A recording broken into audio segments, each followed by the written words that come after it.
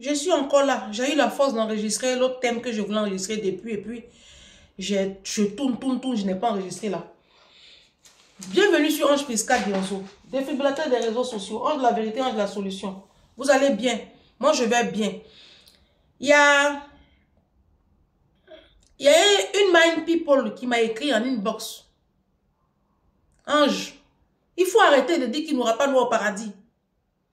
Toi-même, pour qui tu te prends finalement? Tu penses que c'est toi qui dois être Jésus? Si toi, tu ne vas pas aller au paradis là, moi, je vais aller au paradis. Nous, on va aller au paradis.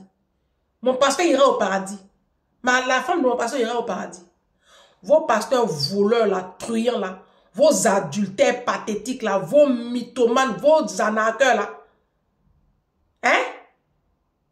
Les pasteurs qui ne marchent pas avec 1 Timothée 3 là. Nos pasteurs bling bling là. Aucune sobriété là. Ceux qui font perdre les enfants de Dieu là. Ceux qui se servent au lieu d'être les vrais les serviteurs au service des brebis là. C'est eux qui vont aller où ça? Quand tu n'as pas vu l'apôtre Paul ce qu'il a dit. L'apôtre Paul dit que ne vous hâtez pas d'être prêtre et pasteur. Parce que les prêtres et les pasteurs seront plus sévèrement jugés que nous. Parce que celui à qui on aura donné beaucoup, Dieu lui réclamera beaucoup. Et celui à qui on aura donné peu, Dieu réclamera peu. De toute façon, Dieu a donné l'onction royale, l'onction de prophète à nos pasteurs, à nos prophètes là. C'est comme ça que Dieu va leur demander beaucoup de comptes. Donc les probabilités pour qu'ils aillent au paradis là sont très minces. Maintenant, comme tu m'as envoyé un message en inbox, pour dire que toi tu vas aller au paradis, moi elle te dit que, hein, que non, elle a écrit, non, j'ai effacé même, que oui, comme ça déjà, toi tu es une chrétienne et puis tu connais pas la grâce, que notre Dieu c'est un Dieu bon, et on est sous la grâce. Donc, on va, je vous dis la vérité, hein. Parce que vous les chrétiens, là, vous êtes très bêtes. La Bible, là, elle fait 66 livres. La Bible fait 66 livres. De vous à moi, réfléchissez un peu. Si Jésus lui-même, là, Dieu, si lui-même, il dit qu'on est sous la grâce, et que la grâce seule suffisait pour aller au paradis, là, pourquoi il va nous laisser tous les livres, là? C'est trop. Même l'Apocalypse, même là, il n'allait pas nous laisser l'Apocalypse, le dernier livre de la Bible. Maintenant, comme tu dis que tu vas aller au paradis, et moi je dis qu'on ira tous en enfer, on va aller dans 1 Corinthiens 6, verset 9. Si je ne me trompe pas. 1 Corinthiens 6, verset 9. Je pense que c'est un peu ça. Ok, c'est ça. 1 Corinthiens 6, verset 9. Ne savez-vous pas que les injustes n'hériteront point le royaume des dieux? Maintenant, Dieu va nous expliquer ce qu'il entend par injuste. Écoutez maintenant ce que Dieu dit. Ne vous y trompez pas. 2 points. C'est quoi un injuste devant Dieu? Ni les impudiques, ni les idolâtres, ni les adultères, ni les efféminés, ni les infâmes, ni les voleurs, ni les cupides, ni les ivrognes, ni les outrageux, ni les ravisseurs n'hériteront le royaume de Dieu. Ni les adultères. C'est quoi un adultère? Ni les impudiques. C'est quoi un impudique? L'impudicité, c'est tout ce qui a trait au sexe. Dans l'impudique, il y a les youbis, il y a les homos, là, ils sont impudiques.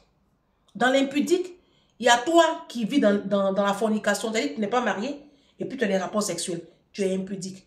Dans l'impudique, il y a les adultères. Ceux qui sont mariés et qui trompent leurs conjoints, c'est l'adultère. Dans l'impudique, il y a le sexe contre nature. Vos pasteurs qui vous disent, non, d'un commun accord, tu peux mettre derrière, tu peux mettre... Ça, c'est l'impudicité. Parce que le sexe, il y a des normes. D'accord? Dans l'impudicité, c'est la masturbation. C'est l'impudicité. Vos petits films, vous regardez, puis vous jouissez sur là. Les petits films où on s'embrasse, où on se lape. C'est l'impudicité. Moi, j'avais les films de 50 nuances de grès. Vous savez, la série 50 nuances de grès, la série très hard, là. Quand je n'avais pas donné ma vie à Jésus, j'avais ce film-là et j'adorais ça. Et j'avais tous les livres de 50 nuances de grès. Le 1, le 2, j'ai tout jeté. Après un songe. où le Seigneur m'a dit de mettre ça dehors. Je vous ai raconté ça brièvement. Parce que ça, c'est de l'impudicité. Regardez la pornographie. La pornographie, c'est de l'impudicité. Non, c'est tout ce qui est doigté ici. Ce doigté, gars et go doigté dans les voitures, tout ça. C'est l'impudicité, c'est la fornication. Se donner du plaisir, c'est l'impudicité. Ah bah tiens. Du coup, la Bible dit que ceux-là, ils n'iront pas au ciel. Ah, ma chère. On continue. Les idolâtres. C'est quoi un idolâtre? Moi, j'étais idolâtre. Avant de donner ma vie à Jésus, j'avais un grand dressing. Et puis, j'achetais habits. J'achetais habits. Mes chaussures, j'ai une 60aine de paires de chaussures dans mon dressing. 10 cm. Et quand j'ouvre ça comme ça, je vois ça, je suis contente. Quand j'ai donné ma vie à Jésus, j'ai tout jeté. Il reste que les chaussures. J'ai partagé, j'ai partagé. Parce que j'aimais ça. J'aimais trop le monde. J'aimais trop ça. Ça, c'est l'idolâtrie. C'est-à-dire, je peux passer un temps comme ça, fou à me préparer. Ça, c'est l'idolâtrie. Parce que tu n'as pas le temps d'ouvrir ta Bible, ne serait-ce que 15 minutes par jour. Et puis, lire la parole de Dieu. Ça, tu n'as pas le temps. Tu n'as même pas cette énergie-là. Mais Dieu te donne 24 heures à vivre. Et toi, tu ne peux même pas lui consacrer, ne serait-ce qu'une seule demi-heure. Mais tu as le temps de passer 30 minutes, 3 heures sur TikTok, 2 heures sur Facebook. Tu as le temps de te mettre dans ta salle de bain et puis te maquiller, faire make-up pendant 1 heure. Ça, c'est l'idolâtrie. Ah bah tiens, le Seigneur me l'a montré dans un songe. Vous me direz, bah, tu fais plein de songes. Vous savez, quand tu commences à rentrer dans une forme d'intimité avec le Seigneur, tu fais les songes bêtes, hein. Ah tiens. Et je prie que tu fasses cette expérience-là. Mais pour que tu puisses vivre ça, il faut quitter déjà le péché. Ça, c'est l'idolâtrie. Donc, ne pensez pas que l'idolâtrie, c'est quand tu es devant le statut de la Vierge Marie, je vous salue Marie. Ah bah tiens. Il y a des gens qui aiment leur voiture plus que Dieu. Même le fait qu'on aime nos enfants plus que Dieu, là, c'est de l'idolâtrie.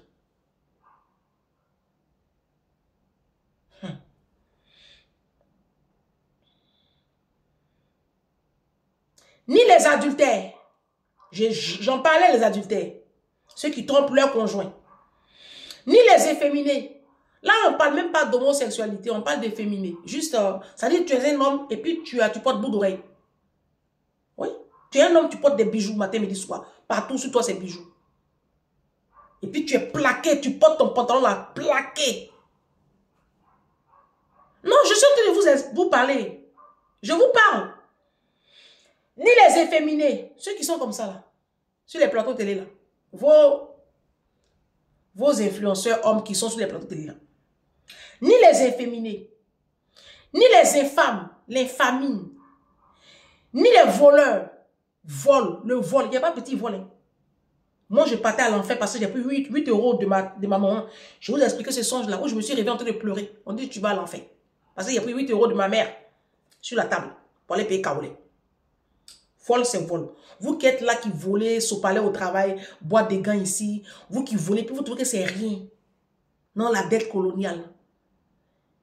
Jésus dit, tu n'iras pas au ciel.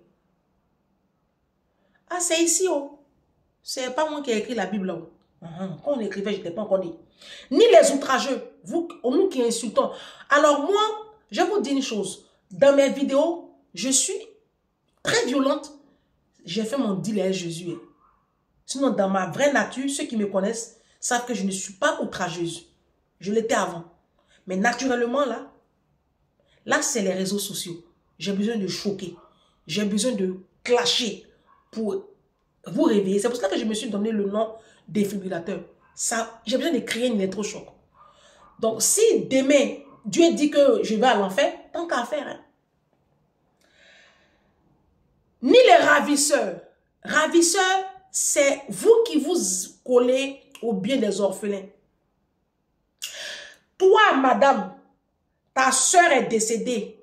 Ses enfants sont là. Ou même ton frère est décédé. Vous, en Afrique, qui aimez vous accaparer les biens des choses, les biens des orphelins, vous ravissez le bien de l'orphelin, ni les ravisseurs. C'est-à-dire parce que tu as du pouvoir, et puis tu t'accapares le bien de l'autre. Hein? Tu n'iras pas au ciel.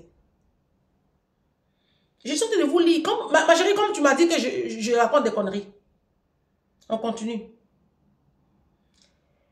Ni les cupides. Les cupides, c'est ceux qui aiment trop l'argent.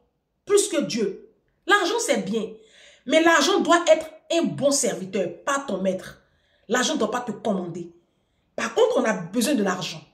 Pour voyager, pour mettre nos enfants bien, les mettre dans les vraies écoles, pour donner la cagnotte de Opil et Sanga, il faut qu'on ait l'argent. Mais il faut faire attention à ce que l'argent ne soit pas ton maître. Donc ça, c'est la cupidité. Il y a des gens, à cause de l'argent, ils vendent leur âme au diable. Il y a des gens, à cause de l'argent, ils vendent leurs enfants, comme la vidéo que j'ai faite hier, où les gens vendent leurs enfants pour de l'argent. Ça, c'est de la cupidité. Être cupide, c'est ne pas considérer la vie humaine devant l'argent. Vous qui êtes dans la corruption, c'est de la cupidité, la corruption.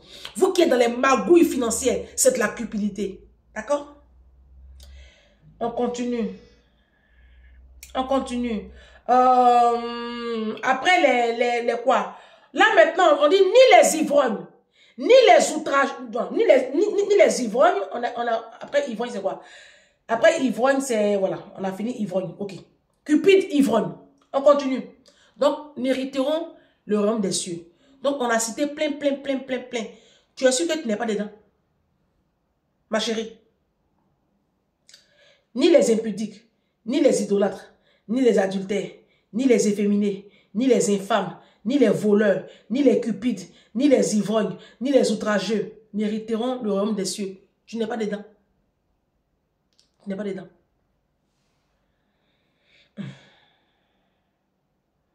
On n'a qu'à faire attention, hein. On n'a qu'à faire attention, hein. Les femmes, quand on parle de ni les infâmes, c'est les meurtriers. C'est-à-dire que quand tu fais les choses, quand tu fais qui dépassent l'entendement humain, les famines. Avortement, on en a fait, hein. Ce sont des crimes, mais des crimes silencieux. Donc, quand je vous dis qu'il n'y aura pas droit au paradis, là, on n'a qu'à regarder nos comportements. Vous-même, regardez nos comportements. Regardez nos comportements. On va aller dans Apocalypse 22. Apocalypse 22, verset 11. Si je ne me trompe pas. Ah, j'adore ce verset. Ah non, Apocalypse 22, j'adore l'Apocalypse. Parce que vous pensez que la Bible, là, Dieu a créé la Bible comme ça pour nous faire chier. Non. Non. L'apôtre Paul dit, moi, l'apôtre Paul, esclave de Jésus-Christ, je traite durement. Tout ce que je vous dis là, je ne vous dis pas ça parce que j'ai atteint le but, hein, mais je cours vers. Parce que moi-même, Paul, je traite durement mon corps. Je le tiens assujetti à cause de la connaissance de la parole de Dieu. De peur que, après vous avoir prêché l'évangile du salut, moi-même, Paul, je ne sois rejeté à la fin des temps. C'est un verset de ta Bible. C'est-à-dire, Paul même, il a dit que lui, il a peur qu'il ne soit rejeté à la fin des temps, quoi. Il a peur. Donc, à cause de ça, que lui, il marche comme ça, droit, là. Alors qu'on dit que Paul, son ombre guérissait les malades. Son mouchoir, il prend pour s'éponger là. Quand il fait chaud là, ça guérit malade. Mais lui-même, Paul, il avait peur. Il dit, je traite durement mon corps. Je le tiens assujetti à cause de la connaissance de la parole de Dieu. Quand tu es venu t'asseoir là pour dire, non, hein, moi, il est parti au paradis. Si tu arrives au paradis, là, c'est salut Moïse. 11. Apocalypse 22. Que celui qui est injuste soit encore injuste. Que celui qui est souillé se souille encore plus. Et que le juste pratique encore la justice. Et que celui qui est saint se sanctifie davantage. Ça, c'est Jésus qui parle ici. Apocalypse là. Apocalypse là. C'est Jésus qui se révèle ici à Jean, le disciple qui l'aimait le plus. Parce que Jean, c'était le seul disciple de Jésus qui n'est pas mort. C'était l'un des disciples de Jésus qui n'est pas mort tragiquement comme les pierres là, comme les groupes là, qui ont été pendus, crucifiés, décapités, tout ça là. Non. Jésus dit que lui, Jean, ne va pas connaître cette mort là. Et à cette époque, quand il vivait même là, il a demandé Pierre lui a demandé, mais tu as dit que nous on allait mourir comme ça, comme ça, comme ça. Mais et Jean, il meurt comment? Jésus dit, si je décide que Jean reste vivant jusqu'à ce que je vienne, c'est pas ton problème. C'est un verset de ta Bible. Donc ce Jean-là, il est mort de vieillesse, mais isolé sur une île qu'on appelait l'île de Patmos. Sur cette île-là, Jésus est venu se révéler à lui. C'est ça qu'on appelle Révélation. En anglais, c'est Révélation. Je ne sais pas pourquoi on l'appelle l'Apocalypse en français. Mais sinon, dans la Bible anglaise, c'est écrit Révélation. La révélation. Jésus dit à Jean ici, que Jean va dire à mes enfants, que celui qui est dans le péché, dans l'adultère, la méchanceté, celui qui... il n'a qu'à bien pécher. Comme les Ivoiriens disent, ce qui va gâter ton nom là, ce n'est qu'à avoir un nom. Donc il dit, dis aux gens, dis aux chrétiens, dis à l'humanité, ceux qui sont dans l'impudicité, dans la méchanceté, ils n'ont qu'à continuer à bien faire la méchanceté. Maintenant, dis à mes enfants que ceux qui sont en train de se sanctifier, qu'ils se sanctifient encore plus. Ça, c'est Jésus qui parle ici. C'est pas fini. La partie même où Jésus m'a tué. Voici, je viens bientôt et ma rétribution est avec moi pour rendre à chacun selon ses œuvres. Selon ce qu'est ses œuvres. Je suis l'alpha et l'oméga, le premier et le dernier, le commencement et la fin. Heureux ceux qui lavent leur robe afin d'avoir droit à l'arbre de vie et d'entrer par les portes de la ville. Point. Écoute Jésus. Vous qui dites que moi je vous insulte là. Jésus dit, heureux ceux qui lavent leur robe, ceux qui se sanctifient, ceux qui font du bien, ceux qui continuent à croire en mon nom, et puis qui quittent le péché, qui quittent le monde, et puis qui deviennent de belles personnes, hein, qui croient que je suis venu pour sauver l'humanité là. Jésus dit, vous êtes heureux. Vous allez rentrer dans mon paradis. Maintenant, écoutez Jésus. Verset 15, Apocalypse 22. Il dit dehors, ça y est, ceux qui vont rester dehors, les injustes, dehors, les chiens. Oh, voici ça, c'est écrit ici. Oh, faut prendre Apocalypse 22, verset 15. Il dit dehors, les chiens, les enchanteurs, les impudiques, les meurtriers, les idolâtres, et quiconque aime et pratique le mensonge, et quiconque aime et pratique le mensonge, et quiconque aime et pratique le mensonge. Entre-temps, noir, c'est menteur. Nous-mêmes, le mensonge, là, ça circule dans nos veines. C'est à cause de ça que j'ai dit que noir n'ira pas au paradis. Moi, je parle par rapport à ce qui est écrit. Parce que nous, les noirs, là, on ne sait pas dire la vérité. Tout ce qu'on sort de la bouche, c'est mensonge. Et Dieu dit que les menteurs vont rester dehors. Et puis, il nous traite de chiens. Nous qui sommes dans le péché, là, Dieu dit, nous sommes des chiens. Moi, il dit, vous êtes bêtes, vous êtes fâchés. Jésus dit, vous êtes des chiens. Vous, pas moi. Vous fâchez. Jésus a dit ça, il dit dehors, les chiens. Et puis maintenant, il vous catégorise maintenant. Il dit maintenant qui est chien là, impudique, idolâtre, adultère, tout. Jésus dit que nous sommes des chiens. Nous qui sommes dans le péché. Nous qui connaissons la parole de Dieu. Et puis on continue de marcher comme on marche là. Jésus nous traite de chiens. C'est moins bête là, c'est ça qui vous fait mal. Hein? Allez lire la Bible. Quand vous allez lire la Bible, vous serez moins bête. Vous serez plus avant-gardiste. Vous ne voulez pas lire. Vous vous arrêtez sur les 2-3 versets que vos pasteurs truands là vous racontent sur leur pupitre là. Tu vas venir m'écrire que oui, on va aller au paradis. Mais il faut aller au paradis. Jésus est trop bon. Jésus est bon. Jésus est bon, hein? Il est bon. Il est bon et puis il a détruit Sodome et Gomorrhe. Jésus est trop bon. Et puis il allait mettre feu sur la Californie la fois dernière à cause de amusement. La jeune fille a blasphémé là. Il allait mettre le feu en Californie là. Il est bon. Il est bon, mais quand on prie là, on dit feu. Quand on fait un combat spirituel là, on envoie le feu. Ah, il est bon. Il est bon. Quelqu'un qui est bon qui dit dehors les chiens. Faites attention hein, à la parole de Dieu. Hein. Faites beaucoup attention. Et vous pensez que c'est en donnant la dîme et les offrandes, vous pensez que c'est comme ça que vous allez parvenir à corrompre Dieu? Dieu, qu'est-ce qu'il va faire nos misères là? Il dit dans le 1 Samuel, je prends plaisir à l'obéissance qu'au sacrifice.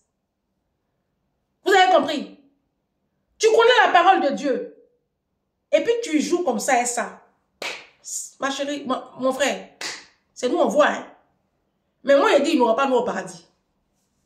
Moi, je suis convaincu de ça. La Bible, moi, tu dis là. Non, il n'aura pas nous au paradis. Non. Vous-même réfléchissez un peu. De toute façon, on est mauvais là. De toute façon, nous les noirs, on est mauvais là. Vous pensez que Dieu là, il est bête. On va aller corrompre tous les anges du ciel là-bas encore. De toute façon, Satan a sali le paradis et puis Dieu merci, on l'a chassé là. Il va, non, premier Gaou n'est pas Gaou. Hein. Il va reproduire encore les mêmes erreurs. Il se répand même de nous avoir créés. Nous là, le peuple africain là, Dieu se répand de nous avoir créés. Regarde comment on maltraite la vie humaine. Regarde comment on maltraite nos semblables. Dieu se répand de nous avoir créés. On est trop méchants, les Africains. Faire le mal, là, ça ne nous dérange pas. Mais oui, on est tout le temps en train de justifier notre méchanceté. On vole au travail. On dérobe. Pourtant, si toi, tu ouvres une entreprise, que les employés te prennent des choses, ça ne va pas te plaire. Mais pourquoi tu le fais à l'autre? C'est ça la méchanceté. Tu sais très bien que si toi, on te fait ça, ça ne va pas te plaire. Bon, pourquoi tu le fais à ton prochain? Et vous pensez que Dieu, il y a quoi dans mes yeux? Je souffre. Il y a mes yeux. Et puis ça sèche sur le côté comme ça. Parce que les larmes là coulent. Donc, sur le côté là, tout sèche comme ça. Je souffre, hein? Et vous pensez que Dieu là, Dieu est Gaou. Que oui. Hein? Tu penses que quoi? Mais allez au paradis. Il a dit, moi j'ai fait songe. Oh, moi je mens pas. Songe. À cause de 8 euros, j'ai pris sur la table de ma maman. Je me suis retrouvé devant le trône de jugement. Je dis, je vais à l'enfer. Il dit, à cause de quoi? 8 euros. Il dit, oui, c'est du vol. Il dit, non, je n'ai pas volé. Il dit, mais est-ce que ta maman est au courant? Quand tu as pris les 8 euros là, est-ce que ta maman est au courant? Il dit, non, mais c'est ma maman. Il dit, non. C'est quoi le vol par définition? C'est prendre quelque chose de quelqu'un sans sa permission. Tu as volé. Qu'est-ce que j'ai dit dans 1 Corinthiens 6, verset 9? Les voleurs n'hériteront point. Et le plus vieux là, des deux qui étaient là, il dit, Dieu a mis sa parole au-dessus de lui-même. Donc, on n'a pas le choix. Tu vas partir à l'enfer. Il dit, il n'est pas où? Il dit là-bas, à l'enfer.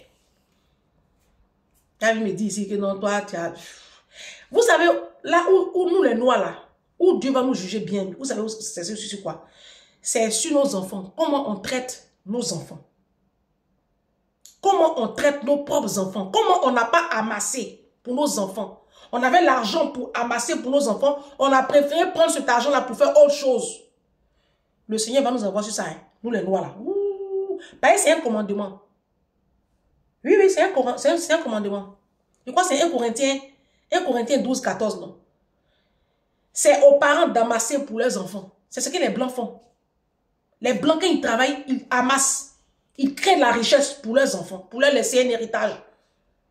Nous, on a l'argent, on peut faire prendre ça pour faire les funérailles, pour faire les grosses dots, pour faire le matu vu acheter les grosses marques. Hein, faites n'importe quoi. Et puis, nos enfants finissent comme de la merde au bas de l'échelle. Sur ça, là, Dieu va nous avoir. Parce qu'il va sortir la parole. La Bible dit dans le livre de l'Apocalypse que le jour où on va se retrouver devant le jugement de Dieu là, des livres seront ouverts. Tu sais ça? Il faut aller lire l'Apocalypse.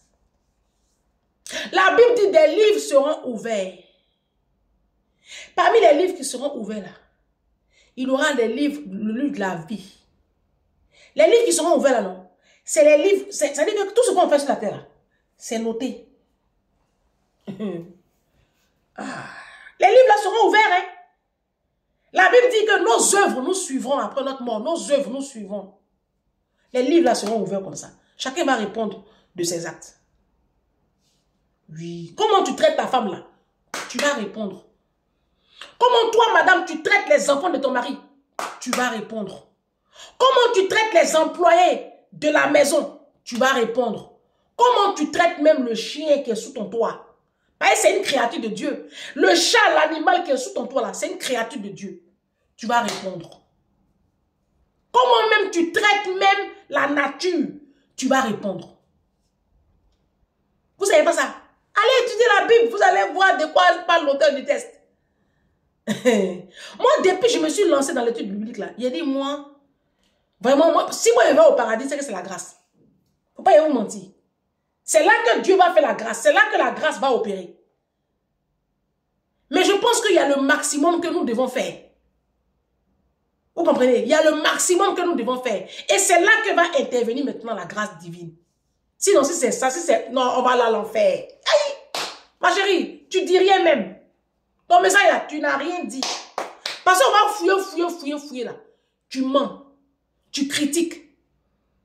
La Bible dit dans le livre de Lévitique ou même Deutéronome, je ne sais plus. Maudit soit celui qui frappe en silence son prochain. Est-ce que tu sais ce que ça veut dire? Oh.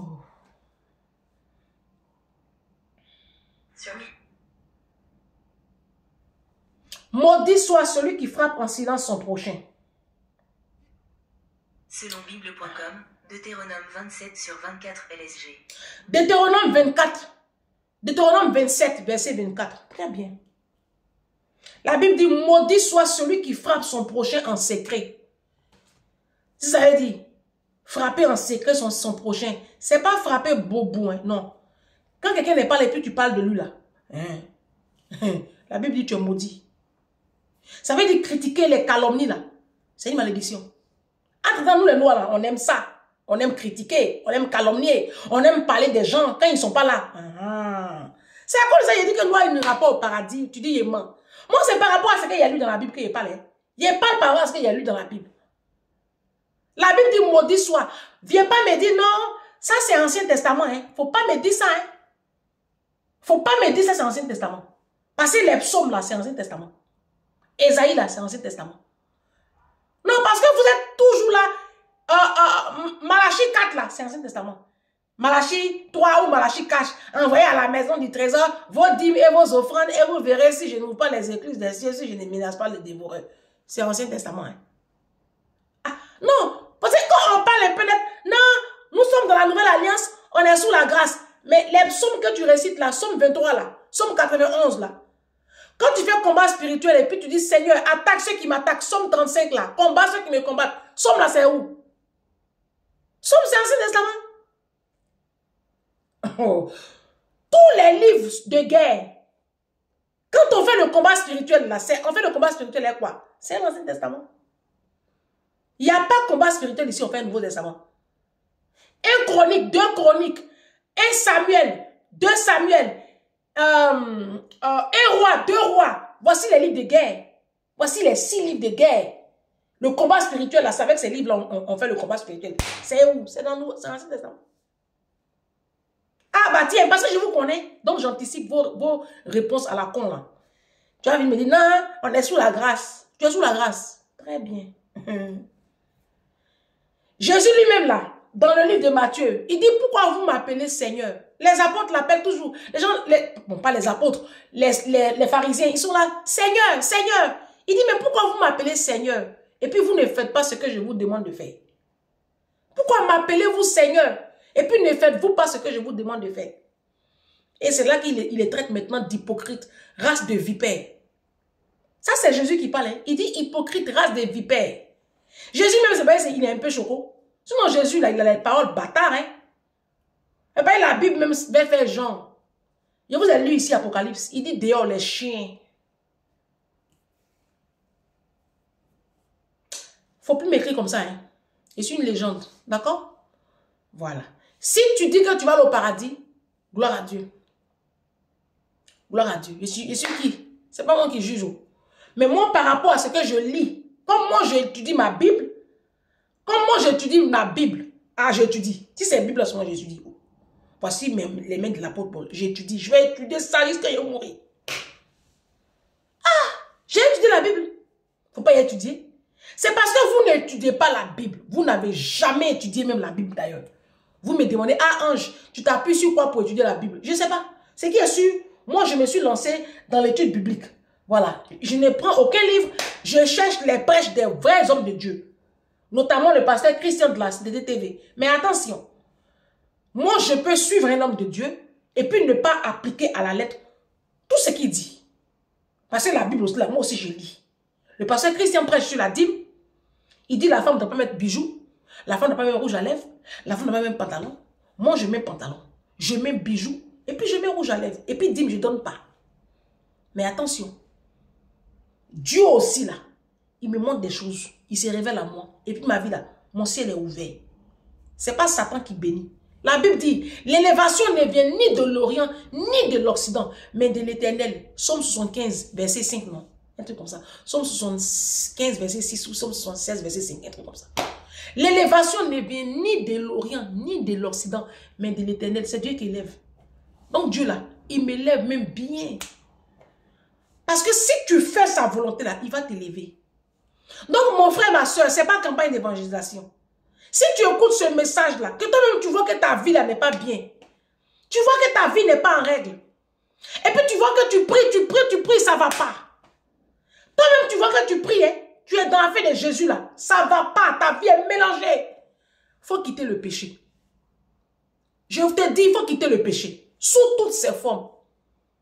Il faut aller prendre 2 Chroniques 7, 14. Si mon peuple, celui qui a invoqué mon nom, s'il s'humilie, s'il prie, et s'il cherche ma face, s'il se détourne de ses mauvaises voies, moi l'Éternel, je l'exaucerai des cieux, je le guérirai. Les bénédictions de Dieu sont conditionnées. Les bénédictions de Dieu là sont, comme tu dis que tu es sous la grâce, moi je t'informe que les bénédictions de Dieu là sont toujours conditionnées. C'est toujours si.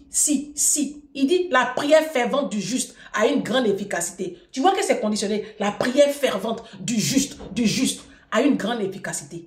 C'est-à-dire que si tu n'es pas dans la justice de Dieu, que tu vis dans le péché, ta prière n'est pas efficace. C'est à cause que vous courez derrière les pasteurs. Vous savez très bien que vous vivez dans le péché. Donc vos prières là, c'est pas trop puissant.